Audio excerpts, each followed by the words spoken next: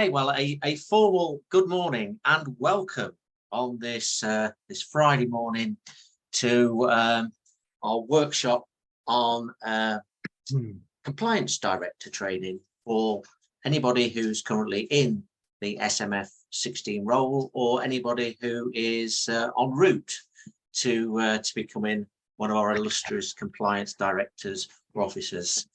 Great to be back with you again. As you know, for those of you who've worked with me before, my name's Jeremy. We've worked with IFAC for the last 2 or 3 years now with Charlie and the team there. And this is the second time in which we've run this particular training session this year. So I know it's a popular one, and one obviously that is a very important role, and very important that we keep our so sharp in terms of keeping our knowledge refreshed and up to date. Can I just say that one of the attendees is Charlie's Fathom, which is the AI tool that records the seminar, unbelievably summarizes it within about 5 seconds into a nice 200 or 300 word summary, and in theory we can distribute that out within a couple of minutes at the end of the seminar with your CPD certificates as well. Wow, that's absolutely fantastic. So just thought I'd add that plug. I'm glad I'm near the end AI. rather than the beginning. It's Mike. The thing is, co-pilot. That's the term. Yes. Yeah. Very much, very topical at the moment, isn't it? Very much in the news. AI. Well, I won't replace you, Charlie. That's the thing. That's for sure. And although, so let's get underway then. Let's just start off as ever by looking at kind of our learning objectives. What are we going to get out of the training today? So first and foremost, we'll just again get everybody on the same page, refresh our memories in terms of what are the FCA's expectations around this SMF role. We'll also then take a deeper dive into some of the key elements of the role, looking at things like statements of responsibilities, got some suggestions as to how you might want to maybe pull your statement of responsibilities out the filing cabinet, have another look at it, or if you're in the process of creating your statement of responsibilities, some thought starters to get you underway there.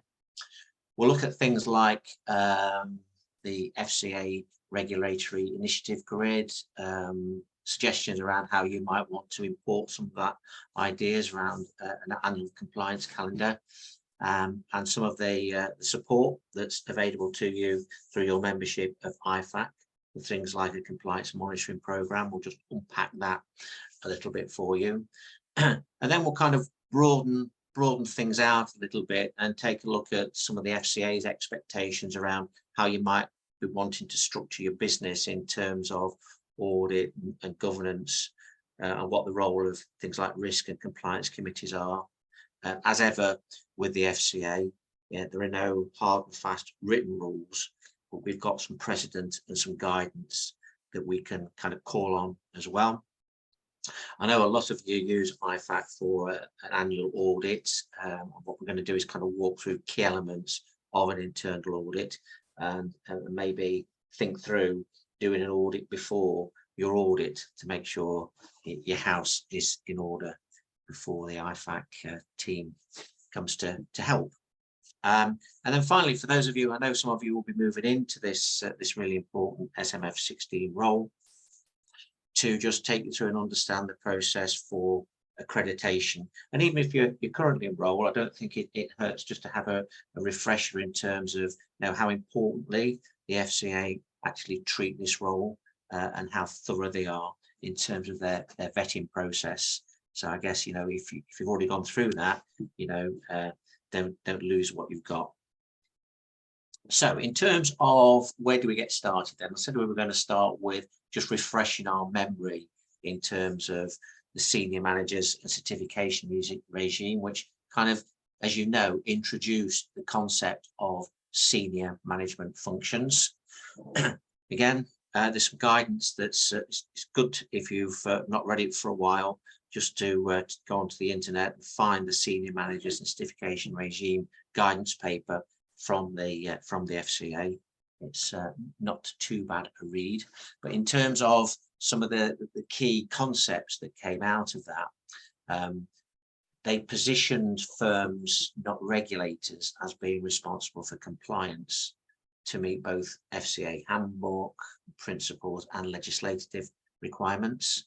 Now, interestingly enough, as you know, senior managers regime was first introduced in 2019, initially in the banking sector, and it got washed out into our advisory sector subsequent to that.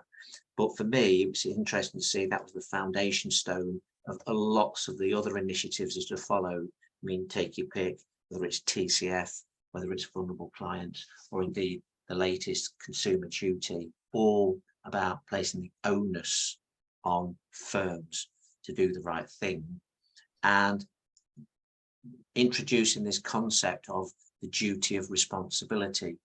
So if a firm even inadvertently breaches one of the FCA requirements, they can reach through and hold an SMF individual accountable, which is, you know, something that on a day-to-day basis we probably don't really give much thought to. But again, it just, for me, positions this as a very senior role within any business structure. And with that privilege to do the senior role comes responsibility and accountability as well. The other thing that it says very clearly is that everyone in an SMF role has to have a documented statement of responsibilities. That clearly sets out, obviously, as it says on the tin, your roles and responsibilities, but it also starts to list those prescribed responsibilities that the senior manager is actually accountable for, which is kind of the link into that duty of responsibility. So, as you know, as part of your accreditation process and as part of your ongoing compliance, that needs to be kept up to date. So, senior management functions, as I've said, authorised by the FCA. Obviously, it's going to apply to senior people in the business, the people with the greatest potential for having influence over how the business runs, client interactions, staff interactions, and the culture of the business. Again, reference my previous comments, the FCA increasingly concerning itself with internal culture, organisational culture, as well as the hard metrics of compliance with handbook principles and legislation. We see it as equally important. As you know, within core firms, there are some givens in terms of governing functions. No surprises there from the chief executive, chair, all that kind of good stuff, sit around the board table. But interestingly enough, as I said, both the SMF16 and the money laundering officer role, the 17, required functions. All firms, regardless of size, must have one of these functions. Again, if you're coming new into role, there's a great paper available from the FCA. It's relatively new. It came out in December last year, and basically it just puts in black and white, really, the FCA's thinking about the kinds of knowledge, skills and experience they would expect to see from somebody who wants to fulfill one of these roles. And I'll unpack that, albeit briefly, on the next slide. But even if you're currently in role, have been in role for a while, again, it's a good insight really into the current thinking in the FCA in terms of what they're looking for. Bear in mind that you are on the hook, you are accountable. Best do everything you can to make sure that you're up to date and things haven't evolved beyond where you last kind of framed your statement of responsibilities for. So as I said, I'll just pull out some of the key highlights, but I would recommend you have a read of it. It's only a kind of a 10-minute read, but it's good. 4 key areas kind of came screaming out of the paper for me. The first one, obviously, training. So congratulations for being on the training session today. It will be able, as Charlie said there, with your CPD certificate and your summary through his new AI engine, you'll be able to evidence the fact that you've undertaken some training, some refresher training or new training, and that you're taking all reasonable steps to keep up to date. The other thing, a little bit less easy to quantify, and this is experience. And again, the FCA aren't saying that you have to be a compliance officer already to take on a compliance officer role, but what you do need to be able to do is to demonstrate sufficient knowledge, skills and experience so that you can make compliance decisions for the firm, basically. So in what way does your track record to date equip you with that skill set and that experience? The other thing is that, again, you're not necessarily all this on this journey on your own. You can get assistance from external providers, and I know a lot of firms work with external providers on a compliance consultancy basis, and that's fine and dandy. But as far as the FCA are concerned, that doesn't negate any accountability that sits with this particular role. So whilst you can partner with compliance experts, accountability still absolutely rests with you. And they don't see that as a way to abdicate your responsibilities in terms of the knowledge, skills and experience that they expect you to have to fulfill the role. And an interesting one, and particularly for those of you on the call who maybe like myself run, a small business, maybe sole trader, partnerships, we have to wear so many different hats, don't we? We can't haven't got the luxury of just doing one particular role. So, where we're carrying out roles such as this on a part-time basis, we must be able to demonstrate that the time we're spending with our SMF16 hat on is actually proportionate and sufficient for whatever's happening in the business. And of course, that will vary as workflows vary and the market environment varies. But it's about thinking through how, if asked a reasonable question by an independent third party, what mechanisms have we got in place to demonstrate we are spending sufficient time? How can we justify the time we're spending on the role? So again, just focusing still on the SMF16 role itself. Seems like stating the obvious here, but you are required to fulfill the role of compliance officer, and that means many different things. So obviously you'll be the architect, owner, implementer of your T&C scheme, making sure everything is as it should be there. As you know, and I'm sure lots of you do this, you can actually combine it with other SMF roles. A lot of the IFAs I work with, it's not unusual to see an SMF16 and SMF17 role combined, because you could argue there's some overlap and synergies there, which kind of makes sense. As we've already said, because this was what was documented in the senior managers regime, you are carrying the regulatory responsibility for the firm. So I can't think of many things more important than that, because in your hands is the firm's ability to continue to keep its permissions and authorizations to trade and to avoid any kind of issues that might deflect you from what you're really here for, as I know, to give fantastic service to your clients and hopefully make some money along the way. The other thing about being in this role is there is an expectation that at least on an annual basis, you are making some sort of report. Now, this will obviously depend on the structure of your firm. You might be sitting in a larger firm with board of directors there, so it would be usual to be reporting to the board. Sometimes, on a monthly or quarterly basis about how the firm's doing. You've probably got your own kind of dashboards, KPIs and metrics that you believe are important for your business, and it's about showing that proactivity in terms of dealing with issues before they become problems. In terms of some of the key areas of responsibility then, as applicable to the statement of responsibilities form, more of which in a tick. You are there proactively to protect the firm and their clients. So again, this is about typical FCA kind of requirements. Everything must be documented. If it's not documented, it doesn't exist.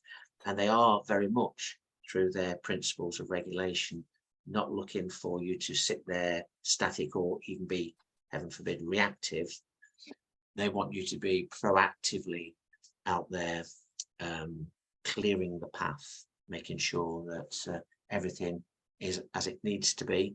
And what they'd expect to see, more of which later in the session, is the application of appropriate systems and controls, checks and balances, to be able to demonstrate that you're actually taking this seriously, you're forward facing, and that you are aware that of any problems that may occur, and you're dealing with them, remediating them in a timely way. And I can't stress that highly enough, really. It's about evidence. Yeah, you can be the best compliance officer in the world looking at things, but if you don't write it down, it's not written down, then as far as the FCA are concerned, then it hasn't happened. And I'm sure that's something that IFAC help you with in terms of their annual audits, in terms of hints, tips and suggestions about how you can make sure the I's are dotted and the T's are crossed from that perspective. And then, inevitably, because, we're kind of in a contact sport, we're dealing with clients all the time, and inevitably in the course of business, things will happen, and we might, albeit inadvertently, breach one of the FCA regulations. As long as we can demonstrate that we've taken reasonable steps to prevent breaches, then everything will be okay, hopefully. Yeah. So because we're accountable, again, we have to demonstrate that, and it's just a question, would a reasonable person have expected this course of action? Yeah, has good judgment been demonstrated? Has there been an element of proactivity? And once again, just to kind of emphasize and underline that point, this is a pivotal role within the businesses, not least because you're accountable individual to the FCA. And if you think about it, it's not many roles where that actually happens. Yeah, so I had a question there. Proactively protect the firm and clients from what? From breaches of things like consumer duty, albeit kind of inadvertently. So inadvertent customer detriment, not implementing certain things that need to be implemented from an FCA's perspective. So it's about having your radar on, really. I'll show you in a moment the regulatory initiatives grid from the FCA. It's about making sure you're cognizant and aware of what's coming down the pipeline to you and taking reasonable steps to say, we're preparing for that. Great example, of course, is consumer duty. So next month, we're going live with consumer duty. Well, you would have been preparing for that, no doubt, for many months now. I know we have run workshops on this at IFAC, and I know Kirsty and Charlie saw something on your newsletter today about consumer duty. So that's how you're demonstrating kind of proactivity, preparing for these things to actually happen. Okay. The other thing I would suggest, in terms of, particularly for those of you who are coming new into the role, is again get your hands on this document from the FCA, which was the final guidance that they published in respect of the duty of responsibility for solo regulated firms. So it's been around for a while, but nevertheless, within there's some good definitions of what constitutes reasonable actions. So what would deem to be reasonable in terms of preventing breaches. So some good background reading in there just to get your head around. And it also, on the other side of the coin, kind of specifies some of the actions in terms of enforcement that are available to the FCA against both SMF16 individuals, role holders, and firms, or sometimes both. So again, just knowledge is power, isn't it? So the more we know and understand requirements of the role, what reasonable looks like, what potential downsides are, the more better able we are to fulfill the role effectively.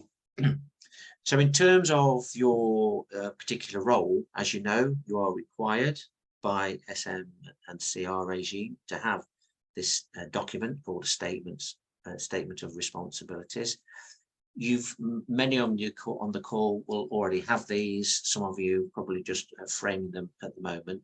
They are very much firm dependent on how you structure yourselves, the markets in which you choose to serve, and all that kind of stuff. But just as some thought starters, you would expect to see in there things like, being the architect of the overall risk framework. So, defining what risk appetite you've got, owning the overall framework of risk for the firm, making sure it's not something that was created, say, 5 years ago, that you can see that it's regularly reviewed, it's updated, it's maintained. Yeah, even if you're not changing it, make it clear that you've had a look at it and you're not changing it, and you're not changing it for these reasons. Coming back to that proactivity piece again, I guess. The other thing that you would, or area you would expect to see in these statements, is your responsibility for the oversight of compliance, whether that be because you've got a team, so you run a function, or whether it's because you're in a different structured firm and you're overseeing compliance on behalf of the firm directly. You're also expected to see that, because you've got that individual accountability and you've got these responsibilities, that, you are on the hook really for how well the firm performs under the certification regime. So how well you are complying with FCA rules, principles, and legislative requirements. Yeah, you should be cognizant of that and have a reporting mechanism to show that both you and the firm are hunky-dory in that respect. Typically, though not always, because complaints could be as a result of some regulatory issues, then it wouldn't be untypical for SMF16 to be responsible for the complaints process as well. It's not a given. It may be the way you've structured your business. Complaints sit somewhere else, and that's not an issue. These aren't prescriptive. It's just starters for 10 really. And again, you'd expect to see in that statement of responsibilities formalization of the reporting process, reporting to the board or management committee or partners, however you've structured your businesses, in terms of how well we're adhering to the rules, and we're green lighting hopefully everything we need to do. And this is an interesting one, and this is the kind of the section of the training where we're going to be moving on to in a moment. I think it's really important to understand that the FCA don't just want you to have a firm view of compliance. What they would expect in terms of your knowledge, skills, and experience, and how you execute this role, is for you to have a much broader kind of understanding of the marketplace. So we've been talking a little bit about consumer duty. In this role, if you've been in the role for a number of years, should have been alive and alert to that some 24 months ago, really, in terms of getting ready for it. So what's happening in the market? What are the issues? Where's the next thematic review coming from? What's happening in the FCA? Okay, oh yeah, good question, Mark. So if you are a sole trader, obviously your firm isn't structured with a board or partnership process. You do still need to do a report though, but it needn't be kind of so onerous, because a little bit like myself, you know, you have to wear all these different hats. So you put your SMF16 hat on, you write a little report, then you put your MD hat on, etc. So it's just about demonstrating that you are taking this seriously, and you are proactively not only complying, but then just having a note that things are done on it. It doesn't need to be war and peace, could be quite a simple kind of process for you. Okay, so building on that point then about the having the wider field of vision. Some of you no doubt will be well aware of this. For others, this may be kind of an introduction to it. But there is this great document that comes out twice a year, actually, from all these players that you can see on the screen there, including the FCA. And what's so good about it is it combines into one document all the regulatory initiatives that are going to be coming down the track to us. So a fantastic way, fantastic tool at our disposal as SMF16s to be proactive in terms of the regulatory track. So it's not specifically published by the FCA. It comes out of this Financial Services Regulatory Initiatives Forum. It's quite a mouthful, isn't it?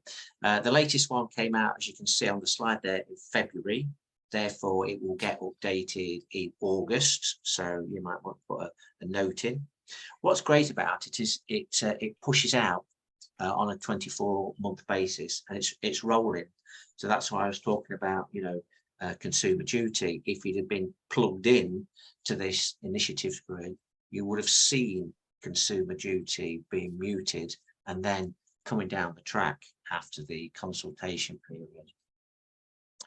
And as I say, it's a great tool. It's a great piece of evidence to be able to demonstrate that you're understanding and therefore being able to inform your planning processes about potential regulatory changes.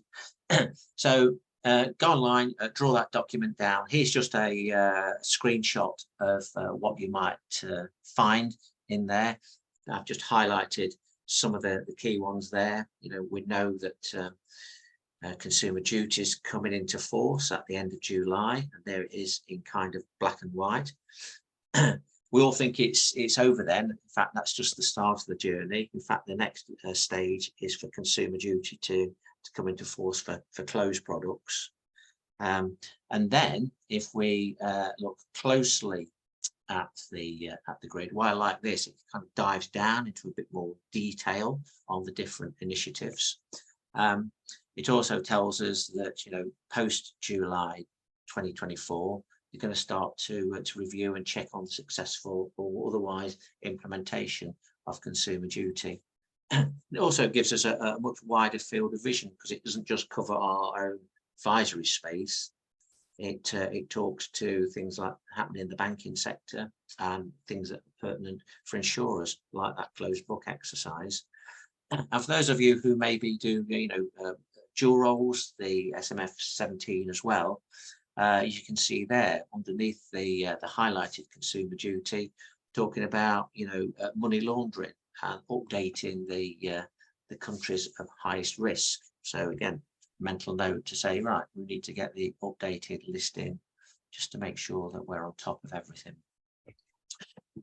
So just as we've got, you know, this high level kind of rolling review to kind of a macro level, strategic level,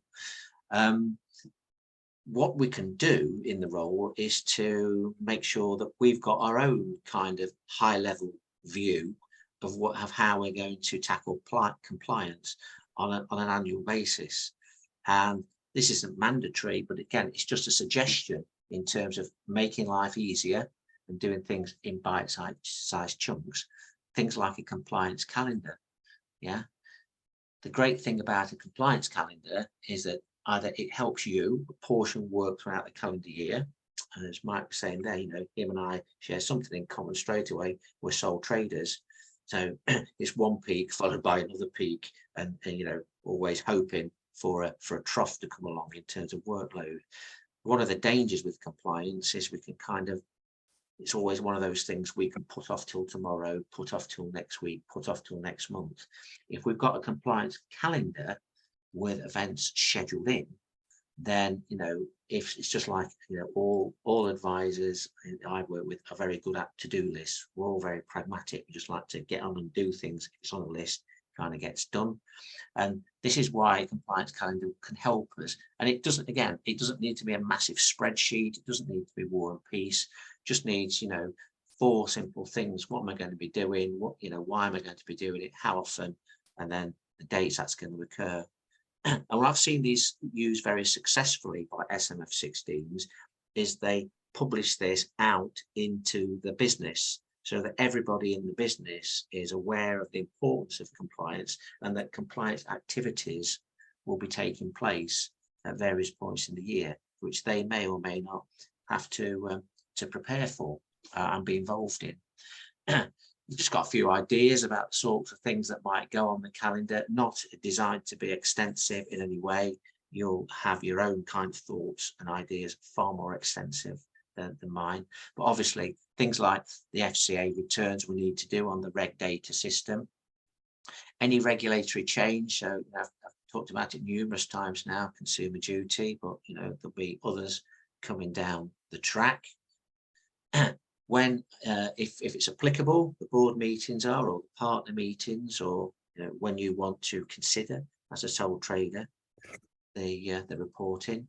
It might include some of the other responsibilities that you've got in terms of your senior managers and certification regime requirements. I'm thinking about things there like the annual fit and proper tests for those of you who need to wash your advisors through that kind of process.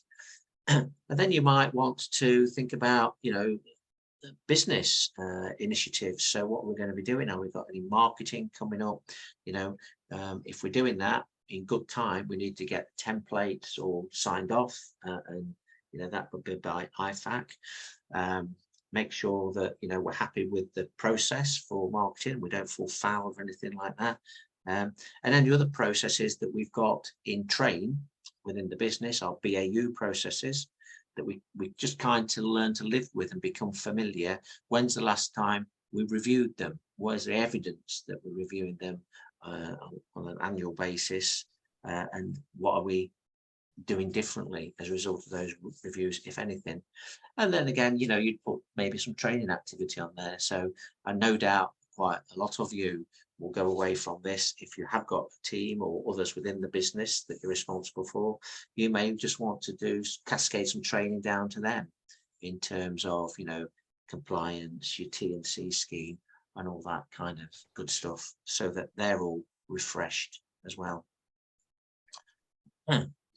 In addition to that, you could think about having a compliance monitoring program in place. So a little plug here for IFAC. If you go into the BAT system, you can actually draw down this compliance monitoring program. So I'm just giving it a headline review, really. So I thought it was really useful for businesses, because what it does in there, it actually lists the kind of key things, key elements that you might want to be taking a look at from a compliance monitoring point of view.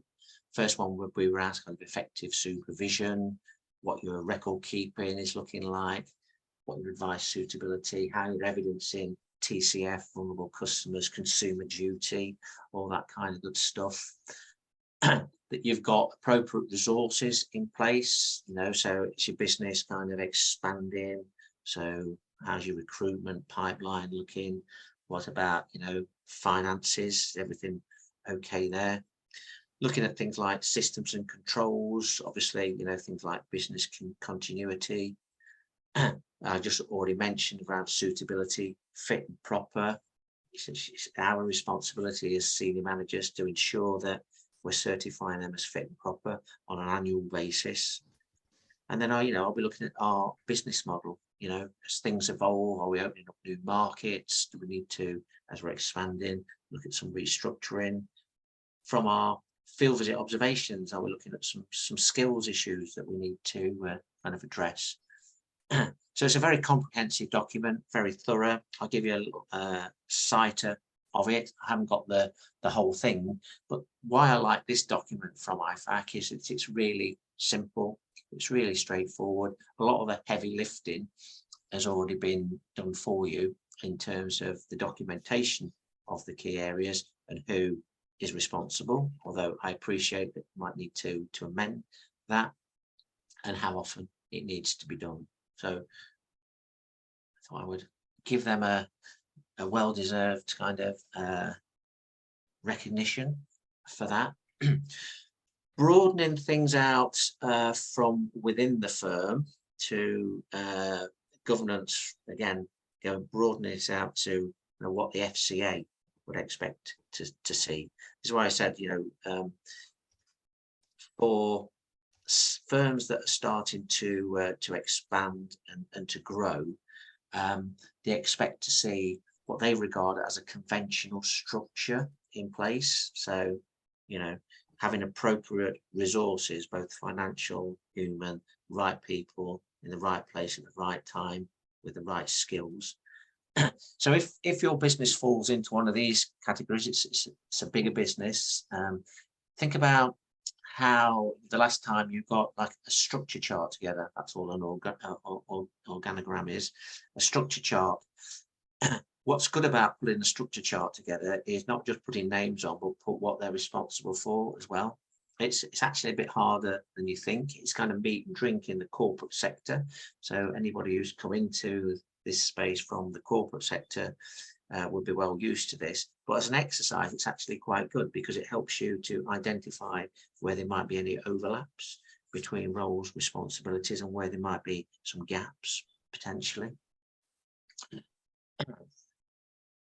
From an FCA's point of view, there are no hard and fast rules. You'll never see this written down in a book, but they think that somebody running the business solely as CEO, when you get to around about £1 million worth of annual turnover, then that might be time to start to think about structure.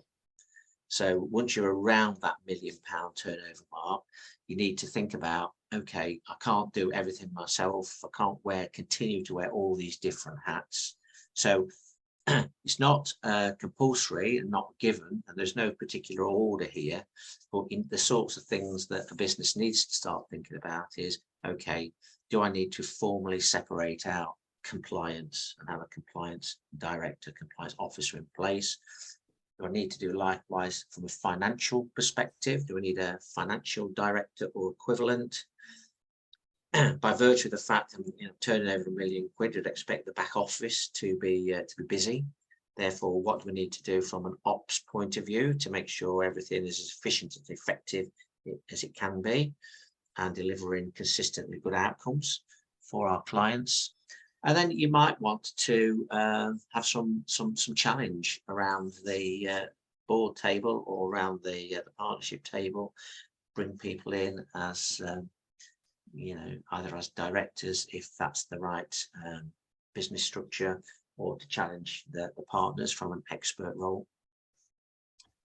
And it's not just the FCA, it's other stakeholders also like to see it. Now, it's probably unlikely you've got external shareholders, but it is possible. But also, if you think about it from a client's point of view, getting into a relationship with a big business that seems very busy, they've got certain expectations, albeit sometimes they're implicit expectations, not physically stated, about what a business should look like. And in particular, when you're trying to contract with third parties, they have expectations about what businesses look like in certain stages, kind of their evolution. And as part of that, again, no actual rules, just guidance and best practice around the point at which you might want to put risk and compliance committees in place. Once again, the magic figure is £1 million worth of turnover per annum. That's where the expectation is, although it's not mandatory, that maybe we'd have distinct risk and compliance committees in place. And they could be combined in the first instance, no problem there. And when you get to over about 20 million quid, again, not a hard and fast figure, it may be time to start to think about separation of those two committees, one from a risk framework point of view, an appetite for risk going forward, and the other from a more day-to-day T&C kind of perspective around compliance. Again, just for those of you who would be interested in this because of your business model, what does a risk committee do? Well, basically, as I've said, it sets the parameters for risk, the risk framework. Again, for those of you who've come from the corporate world, this would be kind of meat and drink, where we have our risk frameworks, and it would necessarily, therefore, set targets and objectives for the compliance department, the compliance team to work to in order to stay within the appetite for risk. Even if we don't, have businesses with that kind of turnover, coming back to a business like my own, a sole trader business, we're not off the hook from a risk point of view. And again, if you've not looked at it for a while, it's worthwhile dipping into the FCA handbook, in specifically CISC 21.1. And it talks to risk. And the good news is that the FCA at least recognise that, in the advisory space, in the IFA world, we come in kind of all shapes and sizes from a business model point of view. So basically, they've acknowledged that and said, no, even though as a sole trader, you need to have a risk register in place, it could be a relatively basic document. So it just needs to define the risk appetite for the business. I'm sure you've done that. It doesn't need to be long, just a page. As you know, if you've got DFM permissions, then you must add the risk framework to your ICAP statement, and that's got to be available publicly, regardless of the size of your business. But if you're a DFM, you would kind of know that already, I guess. In terms of compliance committees, typically what they do is, at least on a quarterly basis, they kind of pull all the compliance activities together, and then they report up to risk committee and maybe more broadly into the business. And they monitor performance against KPIs. They're really doing what the FCA do on a macro level, looking for trends. They do trend analysis, look at things like complaints, breaches, advice outcomes, all that kind of good stuff. And I've worked in businesses where that was somebody's kind of day job, to be doing trend analysis, looking at that kind of stuff. And it may be that, compliance wants to make sure that we're doing what we say on the tin in terms of our commitments to clients. So, if we're charging ongoing fees for servicing clients, then we're going to be monitoring that, and they're making sure that they're getting it, or at least we'll have a KPI that lets us say, pull a figure out there, 80% of all the clients, at least on an annual basis, who are paying the servicing fee, are actually receiving that in order to validate the costs. And that would obviously have to link up with your risk framework. And even if you're not a business of the size where you need a separate committee, again, if you just bring that right down to a small business like my own, yeah, that's exactly the sort of thing that I should be doing, just keeping an eye on things as they're going through. Now, I know IFAC offer all their members the facility to do an internal audit to, best let IFAC find it rather than the FCAA. And I will always, I've been subject to many internal audits myself in different businesses that I've been in and teams that I've been running. What we always used to do is to try and get ahead of the curve on this. I'm not saying you have to do, just a suggestion from a best practice point of view, or why don't you? So if you're committed to having an internal audit done by IFAC, why not do your own first? If you don't choose not to use IFAC, this is probably very important to you. So what you need to do, at least on an annual basis, is to do a check and test of the policies that you have in place and the systems and processes, and even if you're not going to make any changes, just make it clear that they've been reviewed and you've decided either to make some changes, and this is a reason why, or you're leaving it be. And again, this is the reasons why. And don't fall into the trap of just doing it at kind of one thing. It needs to go across the business. So starting with management, into the advisory paraplanning space, and into the back office administration. Yeah.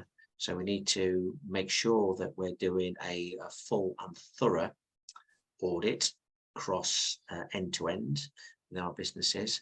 And you'd expect that it's a conduit to enable you to demonstrate you're complying with TCF, vulnerable compliance, consistent client outcomes, and I've had consumer duty to that as well. And what that might do, it might highlight some risks, it might highlight some training needs. Yeah, and that's good. You know, audits are good because they identify things where we might need to improve. Also, you know, it could well be, as we've said earlier, that you are also responsible for the complaints process. So, you know, from time to time, we get complaints. If we haven't had any complaints this year, shall we just kick the tires, make sure everybody's aware of the timescales, the process, the potential penalties that are involved if you miss those timescales.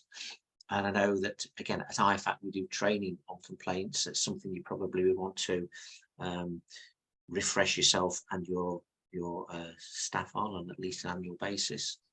It may be that you're the money laundering officer and you do it in a joint role, but if you're not, just satisfy yourself from a compliance point of view and an internal audit point of view that everybody understands who that individual is in the business, what happens if they're not there. You have a locum, you have a deputy, you know, so what would happen? And then again, I think I read a brilliant phrase the other day, you know, data is the new oil. So what are we doing to be good custodians of data? Do we understand about GDPR? And again, IFAC can now offer training on things like GDPR, PIDA and all that good stuff. So what would you do if there's data breach? Do you know that you need to contact the Information Commissioner's office on all that kind of good stuff, and do the people who work within the business? Have you got good processes in place? Happens a lot less often these days, doesn't it? Yeah, fortunately, not the industry I joined. And then, you know, where are the FCA focus points? Always good to, again, be proactive, know where they might be looking. So use the regulatory initiative grids, keep an eye out for things like guidance papers to see where their current kind of focus of attention is, and do your own internal audit to make sure that you are ahead of the curve. Yeah, and when you do decide to change processes, and we all need to change processes from time to time as things evolve, make sure that not only you understand that, but you've found a way to check understanding that other people, and we can evidence that. We've got documentation, and it could be things, you know, simple as a quick test with the people that you're responsible for, just so that you've got an evidence bank that we've moved from A to B. Everybody now understands B, and this is my evidence pack that says they all understand it. And just as we slide it into home base now, for those of us who have got insistent clients, and we all have the odd one from time to time, don't we? Do we know what process is?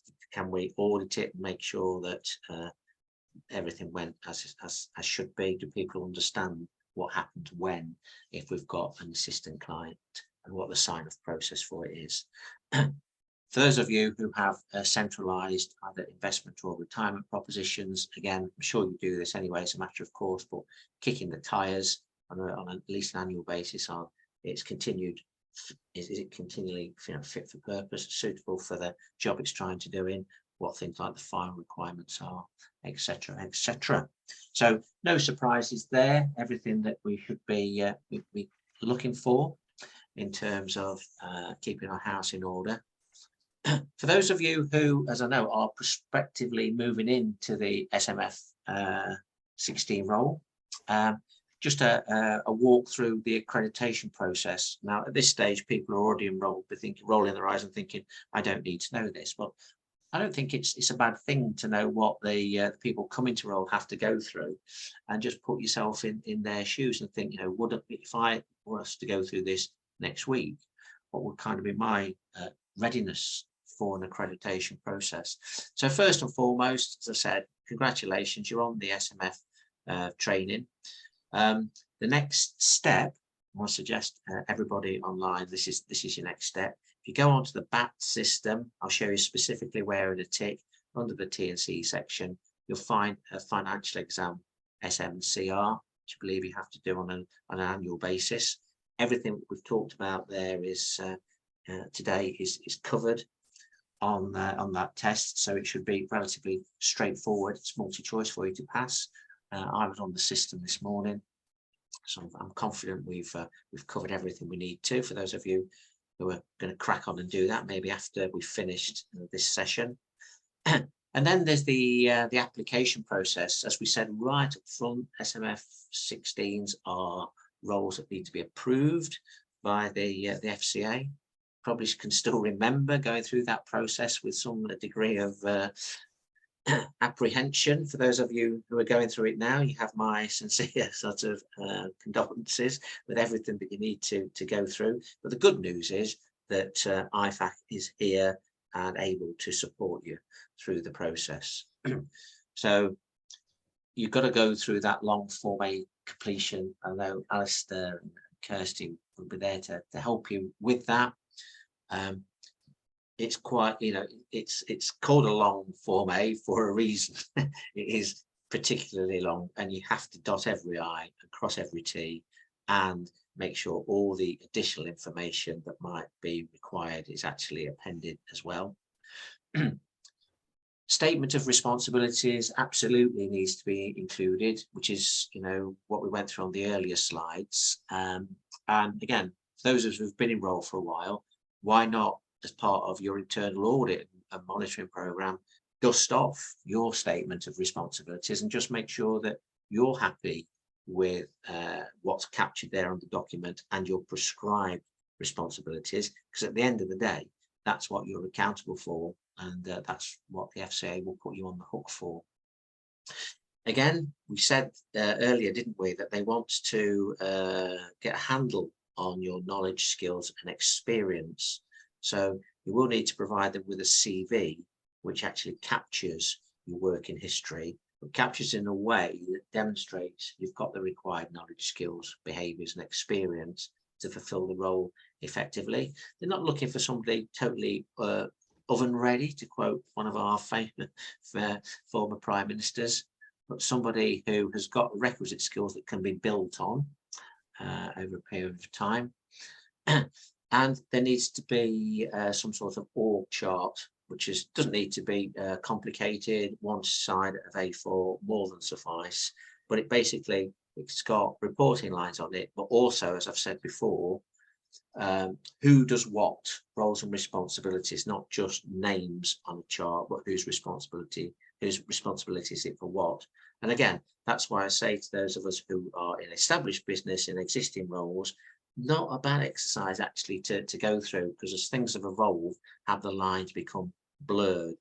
Are you confident that your role is not expanded to take over more roles, responsibilities, and that needs to be captured. Where there are any gaps, as I say, you don't need to be oven ready. There will be specific to individual, and all you need to do is to have an action plan in that kind of remediates that. So you can articulate what your current level is.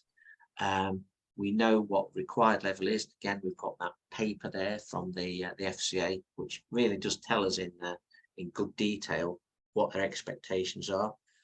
And all we need to do in the time-honoured way really is to have a PIP, personal improvement plan, in place, an action plan that lays out the next steps and how we'll check and test that we're making progress along that journey in terms of filling gaps. And if you're on this course because you've joined a company, so this is kind of part of why you've joined, to take on compliance responsibilities, you'd expect to see sent to the FCA your induction program that's actually specific to you. Can't be a generic one. probably would include things like a skills analysis and what you're doing. Obviously, there is going to be some crossover with learning and development, but don't worry about that. So, you know, your learning and development plan could be something more than, could be broader than just specific SMF16 knowledge, skills and experience, and that doesn't matter. Remember, you know, openness and honesty with the FCA always the best policy. So they're realists. They don't think you're going to be brilliant at everything. Some things, yes. Other things, you know, all they want to see is you've got a plan of action in place, core for your SMF16 role, and more periphery for conducting yourself maybe as a senior manager. So you maybe want to do some leadership skills training, that kind of stuff. And then this will be no problem if you've recently been recruited in terms of how you were selected for role. There would have been an interview process, would have probably been something like a role profile and skills matrix, hopefully, to assess your competency for role. If it's a role that you're transitioning into from an existing firm, that doesn't negate the requirement for you to be able to evidence to the satisfaction of the FCA that you came through a good, robust process, and how and why you were deemed to be kind of competent to do the role. And again, everything needs to be documented down, otherwise it doesn't exist. Okay, so almost bang on time then. Right at the start of this session at 10 o'clock, I flicked up for you these learning objectives. So let's just walk through them. I said we'd go through the FCA's expectations on the requirements of the SMF16 role, and I've talked to you about a number of documents where, out with this session, you can get more detail, more meat on the bones if that's where you are and that's what you need to do.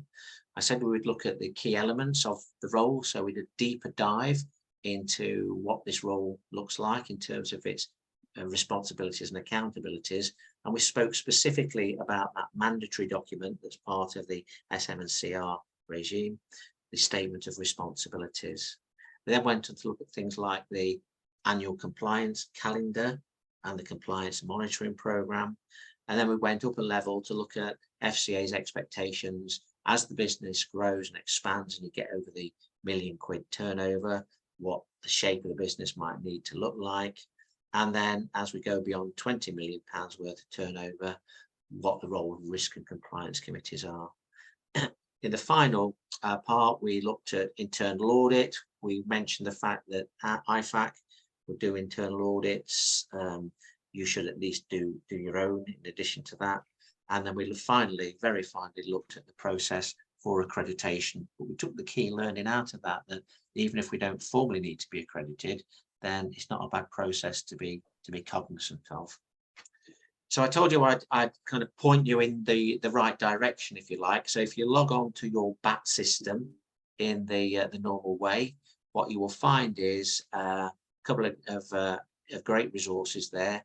There's a compliance manual, which is very, very comprehensive and handy, and all the heavy lifting's been done for you. And you'll also find that compliance monitoring program that I highlighted and previewed for you as well. Those of you who need to crack on and do the multiple choice exam, if you look under the T&C section, you'll find that particular exam there, the SM&CR certification regime exam. And as I say, multiple choice, really good. Now, as Charlie said at the start of the session, training certificates are now issued automatically. I'm going to play you a very brief video that's available on YouTube. It only lasts about 40 seconds. After the end of the video, another slide will appear, and that will also give you this link again for anybody who wants to watch the video again. And just take a screenshot of that link, and you'll be able to log on and have another look at your own convenience. So let's have a look.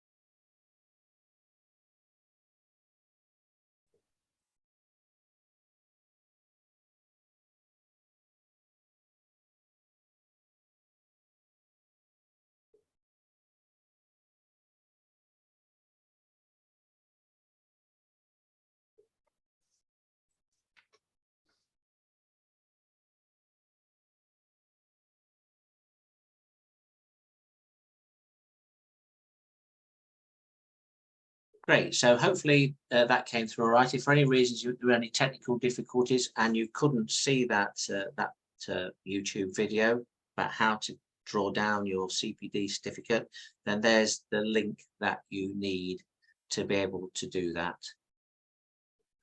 So before I formally sign off, Charlie, is there anything you'd like to add to that? No, I thought it was a very good seminar. Okay. I was slightly the 20 million and the 1 million. That's experience tells you that. Did Yes. I read? Yes. Yes, just experience. It's not written down anywhere. Yeah, no, tell me that as well. Yeah, yeah. I was interested to know your source of it, why No, you it's come to just the same conclusion as me.